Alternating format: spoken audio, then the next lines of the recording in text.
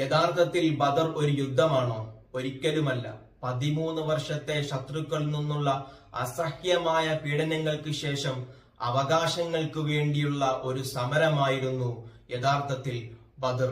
313ഓളം വരുന്ന സ്വഹാബികൾ ആൾബലങ്ങളും ആയുധബലങ്ങളുമുള്ള 1000ഓളം വരുന്ന ശത്രു വിഭാഗത്തെ പരാജയപ്പെടുത്തിയത് ആൾബലങ്ങൾ കൊണ്ടോ ആയുധബലങ്ങൾ കൊണ്ടോ ആയിരുന്നില്ല, മറിച്ച് അചഞ്ചലമായ വിശ്വാസത്തിന്റെ കരുത്തുകൊണ്ടായിരുന്നു. ഇന്നിന്റെ ഇന്ത്യയിൽ ഫാസിസ്റ്റ് ഭരണകൂടത്തിന്റെ അതിക്രമങ്ങൾ നമുക്കുമേൽ ഒന്നൊന്നായി അഴിച്ചുവിടുമ്പോഴും നമുക്ക് വേണ്ടത് ആ അചഞ്ചലമായ വിശ്വാസമാണ്. നാം നമ്മുടെ ദീനിനെ മുറുകെ പിടിക്കുക, എന്നാൽ നമ്മുടെ റബ്ബ് നമ്മെ കൈവിടില്ലെന്നത് തീർച്ചയാണ്. റമദാനിൽ ബദർ ദിനം വരുമ്പോൾ മാത്രമല്ല നാം ബദരീങ്ങളെ സ്മരിക്കേണ്ടത്.